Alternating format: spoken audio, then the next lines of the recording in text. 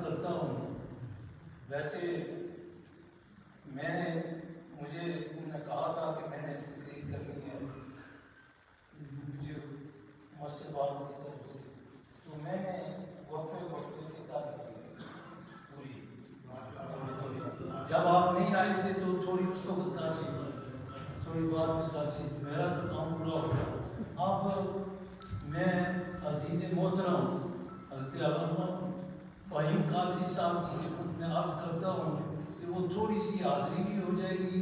اور ہمارے مہمان خصوصی جو انگلش میں خطاب فرمانے والے ہیں کوئی عرفان چشتی صاحب ہیں،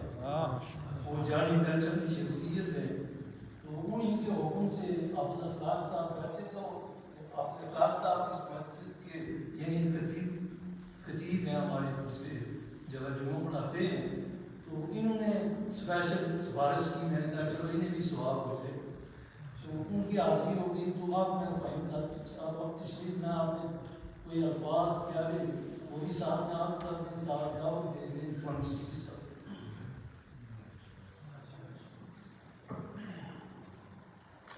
بسم اللہ الرحمن الرحیم. الحمد للہ رب العالمین والصلاة والسلام علی من لا نبی بعدہ. اما بعد، بسم اللہ الرحمن الرحیم. معزز سامعین و حاضرین، السلام علیکم ورحمۃ اللہ. آج گولڈن مسجد میں میلاد کمیٹی کے زیر اہتمام محرم الحرام کی نسبت سے یہ محفل انعقاد پذیر ہے. اس مجلس میں آپ تمام احباب شریک ہیں. آپ ان خوش قسمت لوگوں میں ہیں کہ جنہیں حضور علیہ السلام کی بارگاہ سے قبولیت حاصل ہوئی ہے، اور حضور کی آل کی محبت آپ کے دلوں میں اللہ تبارک و تعالی نے ڈالی ہے کہ آپ حضور کی محبت میں اور حضور کی آل کی محبت میں آج اس مسجد میں تشریف لائے ہیں. اور خدا کی عزت کی قسم کھا کے کہتا ہوں، آل رسول سے محبت کرنا نہ ہی اتنا آسان کام ہے، اور نہ ہی ہر ایک کے نصیب میں یہ خوش بختی آتی ہے. اور حضور علیہ السلام کی حدیث مقدسہ ہے، تاجدار کائنات علیہ السلام نے فرمایا کہ لوگوں سنو، میں تمہارے درمیان دو شے چھوڑ کر جا رہا ہوں، ایک قرآن مجید اور ایک اہل بیت اطہار. اور قرآن اور اہل بیت کا آپس میں بڑا گہرا تعلق ہے، اور یہ گہرا تعلق میدان کربلا تک جاری و ساری رہا اور تا قیامت جاری رہے گا. اسی قرآن کی بقا، اسی ایمان کی بقا، اسی اسلام کی بقا، اسی دین کی احیاء کی خاطر اور دین کو زندگی بخشنے کی خاطر امام علی مقام نے اپنے 72 جانثاران کی بھی کربلا میں قربانیاں دی، اور اپنی جان بھی اللہ کی بارگاہ میں قربان کر دی. اپنی جان قربان کرنا بھی آسان ہوتا ہے، لیکن اپنی اولاد کو قربان کرنا ذرا مشکل کام ہوتا ہے. آپ میں سے بہت سے احباب یہاں پر موجود ہیں کہ اگر انہیں اپنی جان کسی جگہ پر سیکریفائس کرنے کا کہا جائے تو شاید ان کے لیے ممکن ہو، لیکن اگر اپنی فیملی کو یا اپنے بچوں کو، اپنے جوان بچوں کے لاشیں اٹھانا والدین کی کمر میں کافی مشکلات پیدا کر دیتی ہے. میں اپنے مقرر کو دعوت خطاب دینے سے پہلے آپ احباب کے سامنے چند اشعار پیش کر دیتا ہوں. چونکہ آج کا موضوع تھوڑا ایسا موضوع ہے کہ اس پر اس انداز میں گفتگو نہیں کی جا سکتی، اس کے لیے وقت درکار ہے. کم از کم 10 سے 15 منٹ ہوں تو آپ اس پر میدان کربلا کا قافلہ حسینی کا میدان کربلا میں پڑھاؤ. چونکہ یہ کس طرح قافلہ حسینی میدان کربلا تک پہنچا اور میدان کربلا میں کس طرح قافلہ حسینی کی کیمپنگ ہوئی، اور اس کیمپنگ ہونے کے بعد حضور علیہ السلام کے نواسے نے اور ان کی فیملی نے وہاں پر کربلا کے میدان میں جو راتیں گزاری، 6 7 8 راتیں وہ کس طرح گزاری. اور پھر شب عاشور میدان کربلا میں امام علی مقام نے خیمے گل کر کے، خیمے بجھا کر جب اپنے ساتھ لوگوں سے خطاب کیا،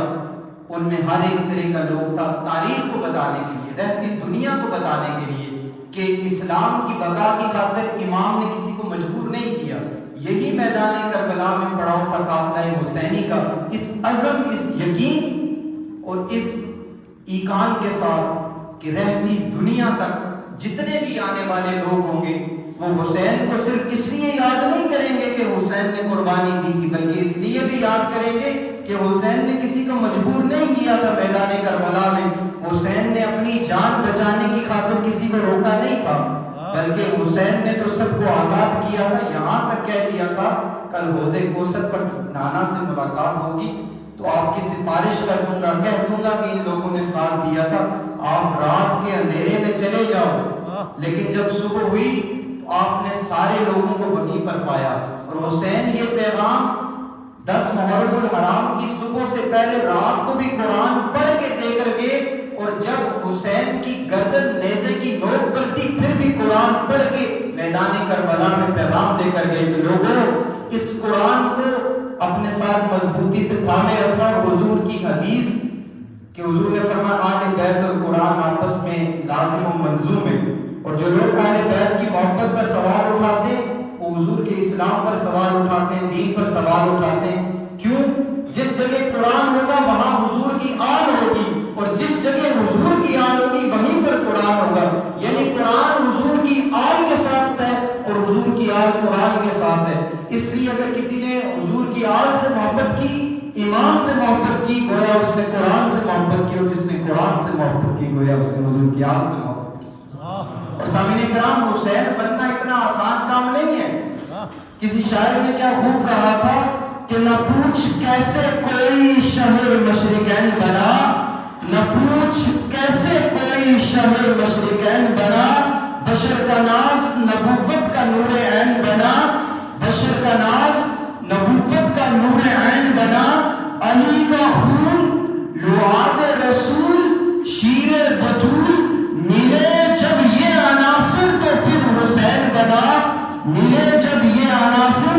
تو پھر حسین بنا۔ حسین ایسے نہیں بن جاتا، حسین بننے کے لیے علی کا خون ہونا چاہیے، حسین بننے کے لیے لعاب رسول ہونا چاہیے، اور حسین بننے کے لیے شیر بطول ہونا چاہیے۔ اور سامعین محترم، آداب شریعت کا شناسہ ایسا، آداب شریعت کا شناسہ ایسا جس کے قصبے میں ہو کوثر وہ پیاسا ایسا۔ آج کوئی شخص کسی سے میں نے سنا کہ حسین مظلوم تھے، حسین کبھی مظلوم نہیں ہو سکتا۔ ارے اگر حسین چاہتا فرات کو اپنے قدموں میں حاضر کر سکتا تھا، حسین نے فرات کو اپنے قدموں میں لانا ہی نہیں تھا، بلکہ حسین نے تو اپنے نانا کے باب سیرت مصطفیٰ کی تکمیل کرنا تھی، جس کے لیے ضروری تھا کہ شہادت کے اندر بھوک بھی ہو، پیاس بھی ہو، افلاس بھی ہو، غریب الوطنی بھی ہو، بچوں کی قربانیاں بھی ہوں، فیملی بھی ساتھ ہو، ہر ایک شہادت کی کمال اور معراج جس شہادت میں شامل ہے، حسین نے تو وہ شہادت دینا تھی۔ اس لیے فرات کو حسین نے نہیں بلایا، تم نے حسین کو مظلوم کر کے پیش کر دیا۔ اور حسین نے کافی صاحب جو آپ نے اتمام حجت پیش کی اور امام علی مقام نے آپ نے بیان کی، حسین نے صرف وہ جو سامنے ہزاروں کا مجمع تھا اس کو جہنم کی آگ سے بچانے کے لیے اتمام حجت کی تھی کہ حسین کے نانا نے دین کی تبلیغ کی تھی۔ کل کو یہ نہ کہے کہ حسین کس دین کی تبلیغ کر رہا تھا کہ جس میں اس نے لوگوں کو بلایا ہی نہیں کہ لوگوں آؤ اسلام کی طرف آؤ، یا اپنی پہچان ہی نہیں کرائی کہ میں کس کا خون ہوں، میں کس کا لعاب رسول ہوں اور میں کس کا شیر ہوں۔ تو اسی لیے کہتے ہیں کہ آداب شریعت کا شناسہ ایسا جس کے قصبے میں ہو کوثر وہ پیاسا ایسا، اور کیوں نہ فخر سے جھومے رسول عربی، اور کیوں نہ فخر سے جھومے رسول عربی، ارے